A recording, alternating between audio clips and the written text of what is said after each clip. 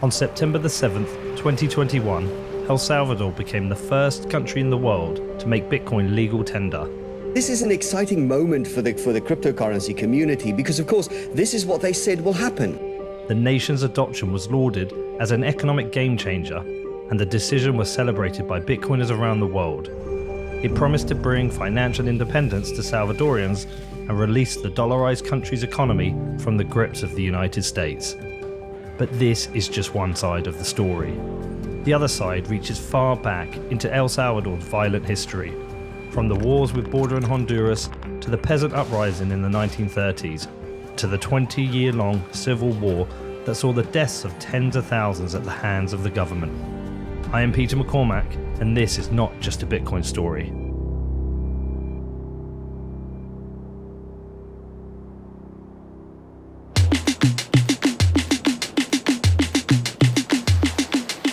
Shortly after I arrived, like many Bitcoiners making their pilgrimage to El Salvador, I took the 30-minute trip from the airport to the beautiful beaches of El Zonte, where Bitcoin has started a financial revolution.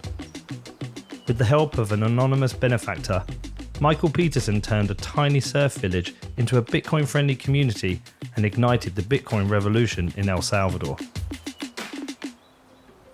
We actually met with this guy who was an early Bitcoin investor, and he basically just said, you know, I have made all this money in Bitcoin, I'm never going to be able to use it all myself, and I want to use it to do good things in the world. They were looking for a project that would actually help Bitcoin circulate. We started paying kids to work in different work programs in Bitcoin. At the same time, we worked with the different stores to be able to accept it. So here we are. Crazy how much it's changed. Yeah, huh? 2 years after I first came here with you, where I was in Uruguay and you're like, Pete, I've got this project, it's Bitcoin, do you want to come and see it? And I was like, okay. I checked the flights. I was like, I'll be there in 2 days. This wasn't here, was it? No, it was just an open kind of yard here that we used, and we'd meet, with the kids outside. Like, this hadn't even been started, or even wasn't even in the planning process at that point. How do you take it all in? Because when I first came here with you to see the project, I was like, yeah, I was excited, but I was also, when I saw it, I was like, oh yeah, this is cute. It's like 10, 20 kids playing football, they get a bit of Bitcoin, they're gonna spend it up there in the pupuseria, and fine. And I left thinking, meh, okay, cute, but forgot about it. And then here we are, nearly 2 years later. Next week on Tuesday, Bitcoin is legal tender in this country. How do you take all that in? I mean, it's surreal, I'll be honest. Like, even where we were a year ago, I wouldn't have thought that, we'd be talking about this for another 8 or 9 years. It was always a dream that eventually El Salvador would be the first country to really embrace it. But the fact that it's happened so quickly, I'm still trying to wrap my mind around that. Many of the stories regarding El Zonte and Bitcoin Beach focus on Michael Peterson, but Michael did not do this alone. His wife made the difficult decision with him to move their children from California to El Salvador. Had Mike talked to you about Bitcoin before Bitcoin Beach? Yes. When was it that you turned all my retirement into Bitcoin? Whatever year that was. That was my first introduction to Bitcoin. And I was like, Bitcoin, isn't that like Chuck E. Cheese coin? When we started the project then is when we started talking about it a lot more. When we had heard about the stoner, and then that started a lot more conversations. What about for you though? Because Michael sees a lot of things here through the lens of Bitcoin, but you don't care about Bitcoin. So how's it for you here? How have you seen things change? I think a lot has changed because of Bitcoin, but I think primarily, as far as what I see, is also through community and through relationship. I feel like that's really the goal behind any organization that comes down to do good, is to empower the local people. They're the ones that are going to be here forever. And you get a couple key people there, and then they start to make small changes within the community, and then those become generational changes. For Bitcoin to be used as a currency, businesses need to accept it for their goods. One of the first to do so in El Zonte was a coffee shop owner, Enzo Rubio, in what proved to be a life-changing decision for him. Coming from El Tunco and opening a shop here, I wanted to be part of the community. So if the community was accepting Bitcoin, why not, right? So that's what I did. And then January happened. We saw Bitcoin going up and up. So it was a very good idea to have my savings on Bitcoin. So that's what I've been doing. But what have you also learned about Bitcoin in this time, and what does it mean to you yourself, like not you as a business owner, but you, Enzo? When I started to do the real research was when I was about $500 in savings. Then I started to care about it. What would happen if I lose that money? So that's why I started to do the research. At the end of the day, when people learn about it, they're going to be able to do amazing stuff with their money. Now that the country is going to use this, we are going to create needs that nobody is looking at. So why not having young people learning to code into blockchain, the Lightning, participate that, and then develop? I think it would be a great opportunity for the young people and for Salvadorians in general. And we can get good coffee. Absolutely. As I drive out of El Zonte, I'm reminded that my experience has been that of a tourist. I knew there was more to this story than pupusas and coffee. I kept thinking about the protests in the streets and my first conversation with Bukele. Are you aware of the Bitcoin law that comes in on Tuesday? No. Are you aware of the Bitcoin law that comes in on Tuesday, and will you allow people to buy things from here with Bitcoin? If somebody wants to pay with Bitcoin here on Tuesday, will you accept it? No. The news of Bitcoin was sweeping across the country, but after speaking to dozens of Salvadorians, it was clear that many did not understand it or what it would mean for them.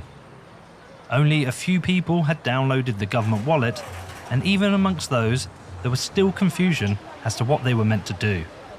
Also, I would soon learn that not only were these people concerned because they did not understand the technology, some were angry that they were being forced to use it.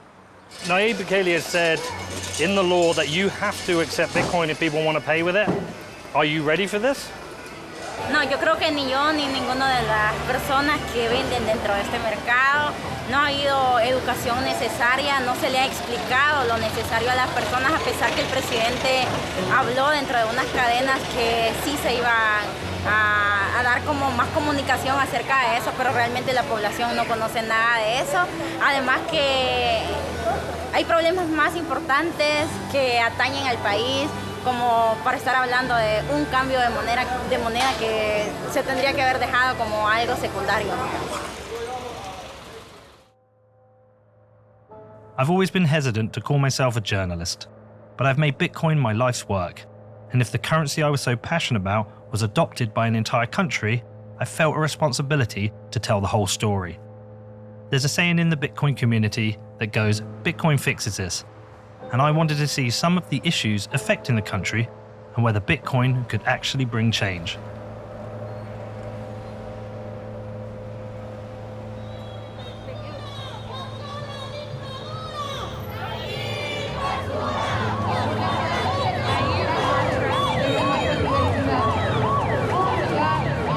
With the launch of Bitcoin as legal tender only days away, the capital San Salvador was seeing small but tense protests. And I was troubled to find that my relationship with Bukele had become part of the story. You know who you are. Yeah, I know who I am. How am I harming this country? No, if you're going to accuse me of something, tell what is the harm I'm doing? I say is that you are doing a lot of harm to this country. Yeah, but you haven't told me what harm I've done. Making business with a dictator. You want to talk? You want to talk? Can you just tell me why you don't want your faces shown? Justamente, una de las cosas por las que nos preocupa demostrar los rostros es que ya empezó con una persecución de parte del Estado hacia voces críticas, no solo por el Bitcoin, sino que las voces críticas de cualquiera de las decisiones del gobierno ya comenzó persecución. Por eso es importante que no se muestren nuestros rostros. It feels like your issue isn't with Bitcoin, your issue is with the Bitcoin law, and your issue is with Bukele. Is that correct? Que la cuestión es que, por ejemplo, esta política del Bitcoin ha sido impulsada de una manera inconsulta con la población salvadoreña. Prácticamente es una iniciativa del presidente. Look, I understand and I'm listening. Like, Él escucha y los entiende. yeah, I understand. I appreciate your time. Gracias por darme el tiempo. Yo los escucho. Gracias. Gracias. I didn't realise opposition people have now like tied my story into Bukele's story and are considering me as part of the thing they hate. So now I'm a scammer, or I'm doing business with Bukele, or I'm part of the Bitcoin bros trying to bring Bitcoin here, and I'm trying to suck. I'm the white guy coming in to suck money out of El Salvador. Like, I don't want people thinking it's about me. It's just not true. It's a bit weird. I definitely feel differently about the whole project now from not only 7 days ago, but 2 months ago. I've learned a lot more about what people think and impact on the country.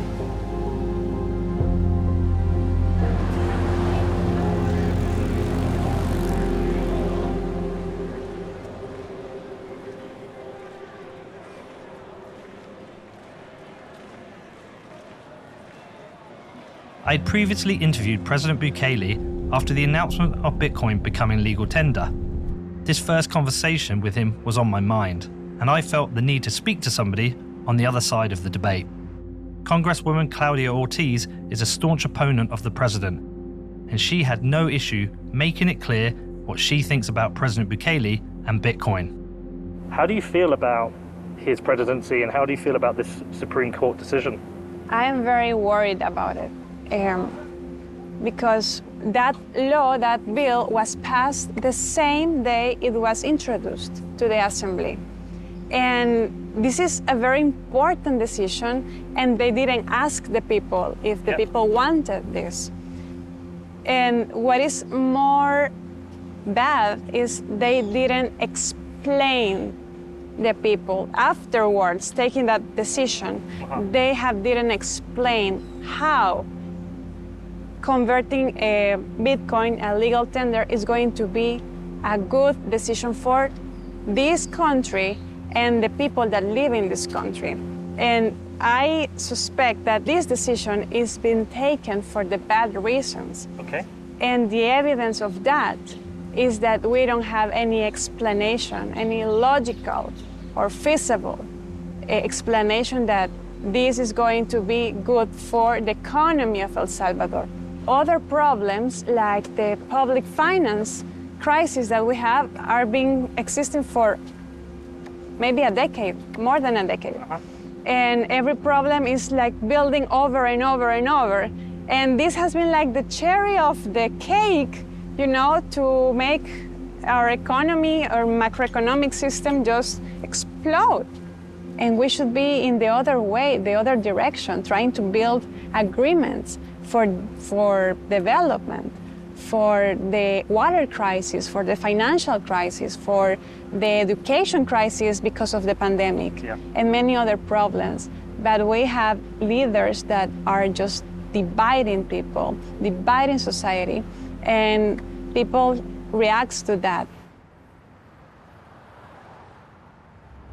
My previous visits to El Salvador were mainly in El Zonte, but I wanted to see a side of the country I hadn't seen before.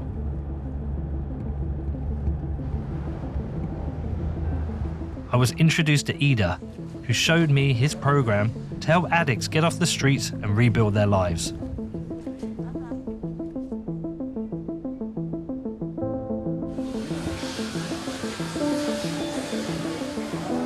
Bueno, quizás todo empieza porque hace 7 años,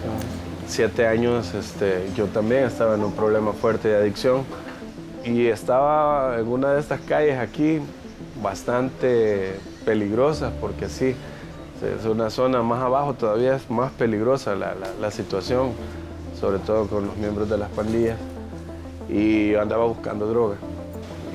Aquí las cuestiones por los tatús muchas veces lo meten en peligro a uno, lo meten en problemas, entonces ellos no me conocían, me toman, o sea, me agarran, me llevan hacia un lugar y cuando yo estoy ahí me empiezan a golpear, fueron a traer un arma, me ponen el arma en la cabeza y me iban a detonar, o sea, me iban a matar.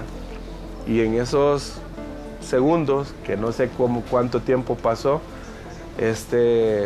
yo le pedí a un poder superior, que es en lo que yo creo, ¿verdad? En algo bien grande, en mi entidad que me cuida, que me diera una oportunidad para poderle ayudar a más personas si yo salía de ahí.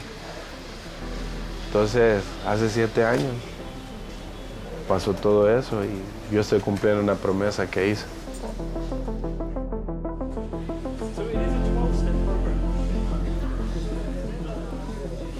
This is Mario Flamenco. Hello.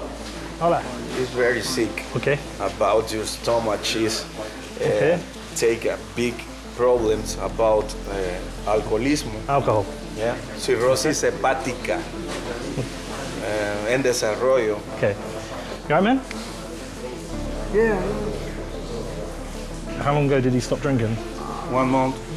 1 month and days. Are you feeling better? Yeah, I see, man. Oh, he had an operation? Yeah. What was the operation for? Digamos que como en este caso, tengo otro par más que ya se ven en unas etapas bien avanzadas de alcoholismo, de adicciones, donde el daño biológico es grande y honestamente necesitan algo más. Pero ojo con esto, porque los hospitales del país y algunos centros que podrían brindarnos la atención que este tipo de personas necesitan, no lo hacen. Y nosotros buscamos así de algún modo, ¿verdad? Con el recurso que tenemos, ese es el grave problema. Do you get any help from the government? No. Aquí hay una comisión que se encarga de estas situaciones. De hecho, yo me he acercado para ver qué podemos hacer, ¿verdad? Pero el recurso original para esto, entiendo yo que no existe porque es lo que ellos dicen. O sea, yo entiendo que para esto no se está brindando en estos momentos ningún tipo de ayuda. Con honestidad no hay nada. Hacemos de todo, prácticamente buscamos por todos lados el recurso, que es bien poco el que en este momento se puede mover, pues. Son alrededor de 150, 160 platos de comida diarios. O sea, es una locura, pero... It's cool, man. It's very cool what you do. Very cool. Pero somos como esos diamantes que hay que limpiar. 1, 2, 3. Y van a volver a brillar, ¿no? O sea, es algo más. Es una vida que se está salvando, o sea. I've got so many mixed emotions today. It's a weird day, man. Like, you realize there's bigger things you can do here. It's like, okay, I can make a film about X, Y, Z, or I can use the platform I have to help other people. Maybe that's what I can do. I can use this platform to help other people. We came to a facility, which is essentially a charity, which helps people with addiction get off the street, get clean, and get back into civil society. But when you go in there, like, let's be real, it's not great. You know, it's not sanitary, it's crowded. It's like 40, 50 people living in there. If you can get the right money to the right people, you can fundamentally change people's lives. You can do good. And that's at a time when we've got, like, literally 2 hours after we just found out and discussed Bukele doing a power grab and doing something which probably is about him. You've got this guy out here who isn't about him, it's about the people. And that's what Bukele should be. It should be about the people. Like, if you're an elected president, your job is to serve your constituents. But he perhaps, I don't know though, I'm so confused. I don't even give a fuck about the politics right now. It's a really, it's a weird day. It's a weird day. It's a weird week. Internally and externally.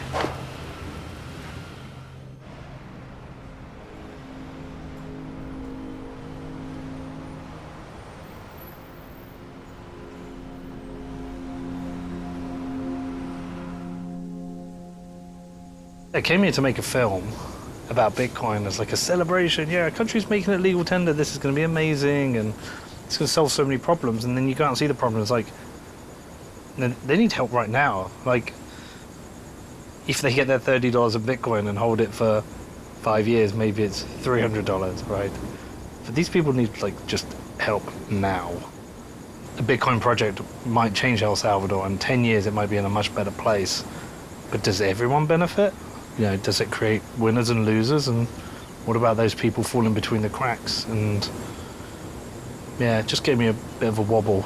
Those are the experiences, though, that kind of change you, that kind of wake you up, like you're saying, and encourage you to, you know, have more of an impact.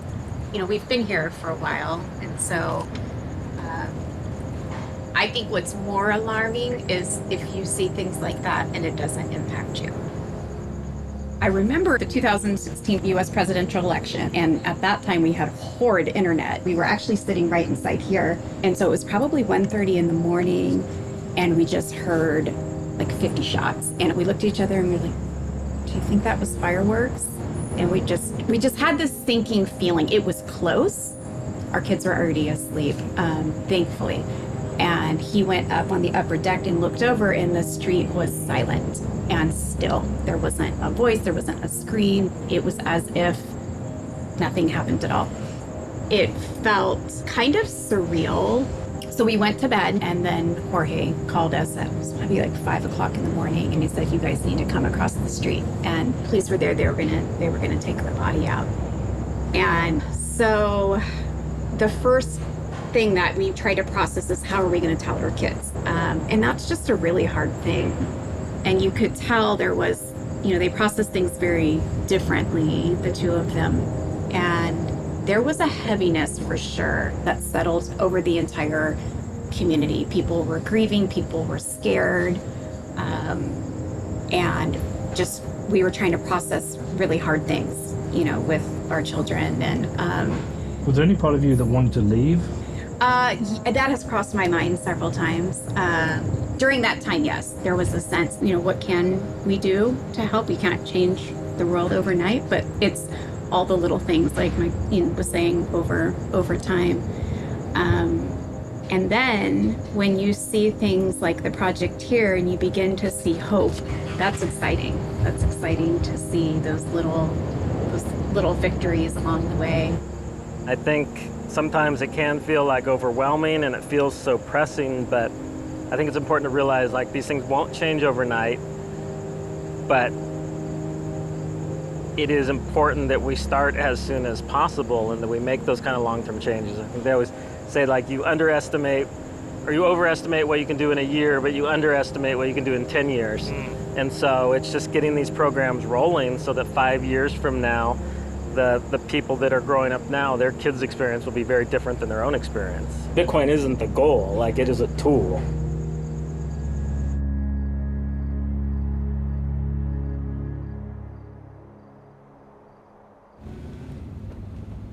I couldn't stop thinking about my first conversation with Bukele. Had I given him an easy ride? Had I handled it responsibly?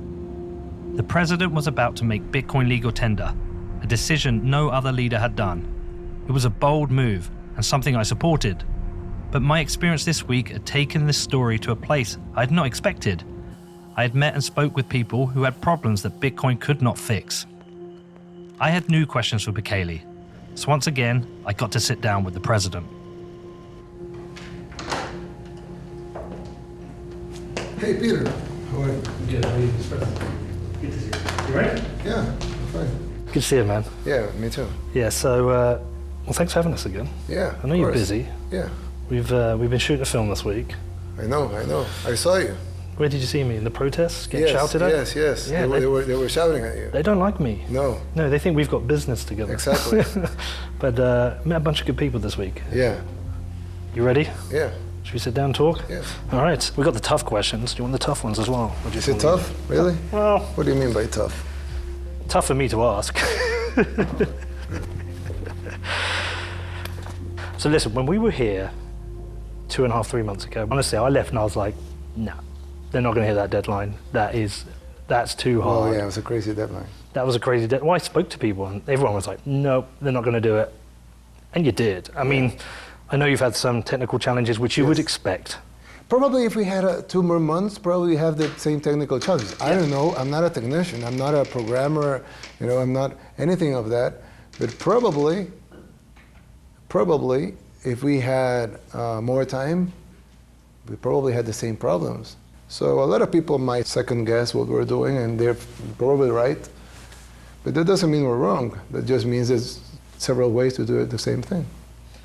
Yeah, we went to Starbucks today and it was flawless. Well, a lot of people, they haven't really seen that in, that these global corporations are actually accepting Bitcoin for a coffee. That's what we were discussing. And these companies, they work globally, like Pizza Hut, for example, or KFC, or Wendy's, or Burger King, and they're all accepting Bitcoin right here. So all of these corporations will experience this right here. In a couple of weeks, you won't need to carry cash or credit cards. Actually, you won't need a real wallet.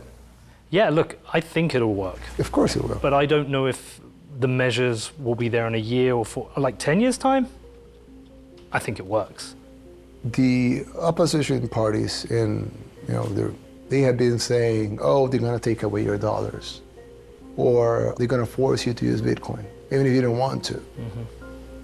And they actually used that discourse for the last 3 months.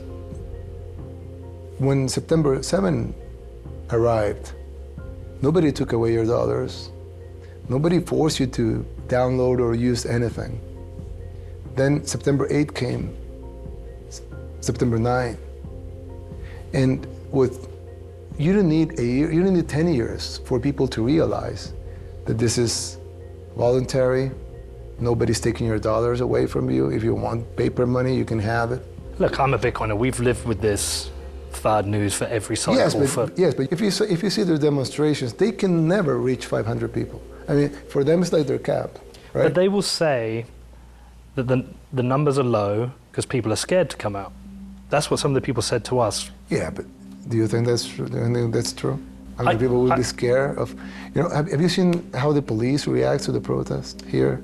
They don't do it. Well, they weren't really there. Exactly. I have been president for 2 years and 3 months. Mm-hmm. We never dispersed protest. Yeah. We haven't used one can of tear gas in my whole presidency, because I always will instruct them, like, please stay away from the protests. I mean, let them protest. Mm-hmm. If they paint everything, we're going to paint later. Do you support the idea of a protest? You want to see it? You want to understand? Well, I don't want them to protest against me, but I really support their right to do it. Yes, of course, I don't like it, but that's the whole point. Yeah. I mean, if I like the protest, of course I will support them. The whole point is that they are able to protest whatever they want, wherever they want, say whatever they want, and they say pretty mean things, right? I know. Yeah. But they have the right to say this. This is the whole point of it. I will want to have that right if I was not in government, right? Big question. I can't actually believe. I mean, I'm not a political guy. I'm going to be discussing politics with you now.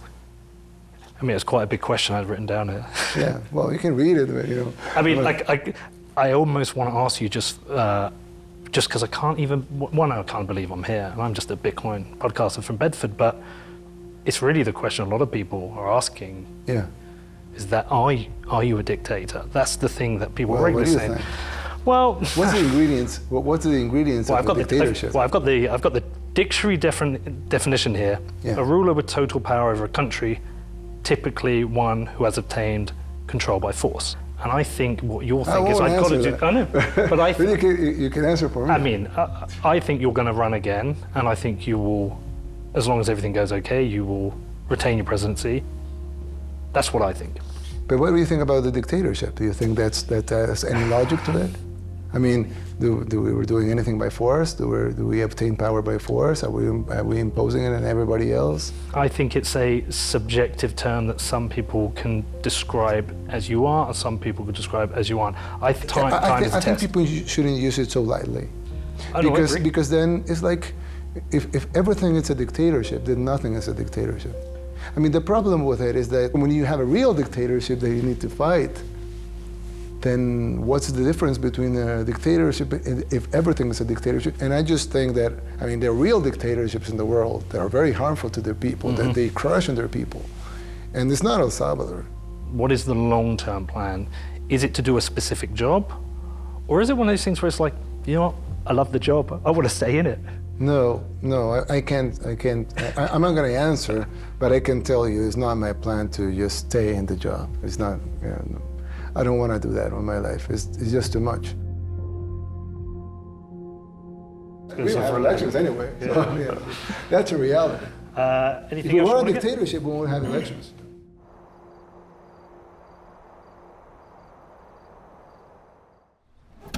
I want to believe in Bukele, and I want to believe that Bitcoin can help El Salvador. To take this country in a new direction against the wishes of powerful forces was always going to require strong leadership. Bukele has made bold decisions in the face of opposition from both domestic and international groups, and he has certainly implemented a number of successful policies which have changed the face of the country and potentially offer a brighter future. But what I've learned on this trip is that the problems for countries like this are much too big for one person to shoulder, and there are issues that require a broad range of policies beyond a change of currency. In a world devoid of inspirational leaders, he has the opportunity to give so many inside and outside of this country hope, but failure would be painful. I do hope I get to sit with him again, as I have more questions, and I hope to keep coming back to El Salvador, a country I love, where the people have treated me so well. But for now, my journey to El Salvador ended where it began 2 years ago in El Zonte. If all else fails in El Salvador, at least this small fishing village showed the world that Bitcoin can be a powerful force for positive change, and that hope for all may be just around the corner.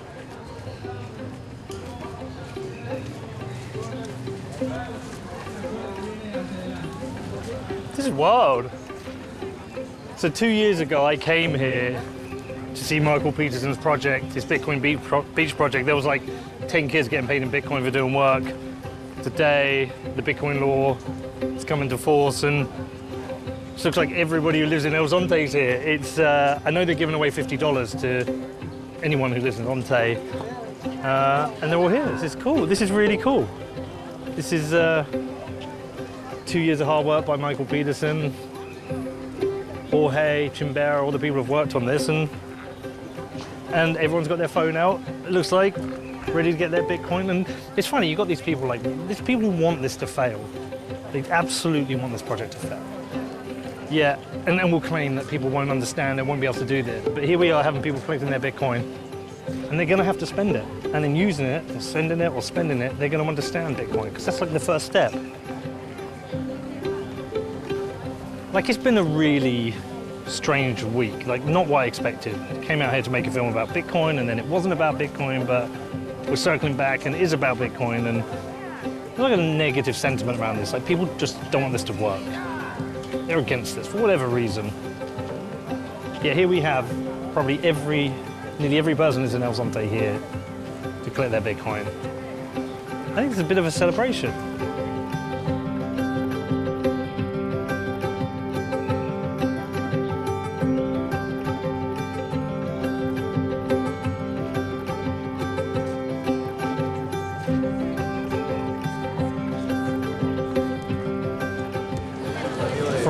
From 2 years ago in there to this. But you didn't expect that. You didn't expect that. No, I did not. I did not. You look lost for words. Yeah, I am actually. This feels overwhelming. Feels fun to be a part of, like something kind of so monumental, and feels fun that the people in El Zonte, that, you know, they're like our neighbors and feel like family, that they're a part of something like global. That something that, you know, all these people can be a part of. Working with this, which is their local community, helping these people just reconsider their lives, reconsider how they think about money and savings and their future, and that's what it comes back to. Like, this has always been about the people.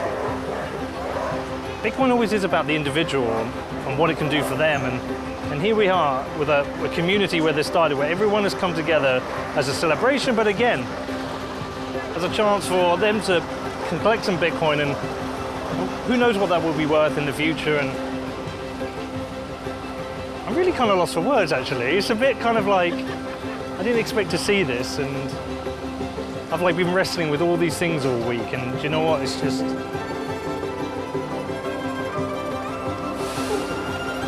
yeah, it's just really cool.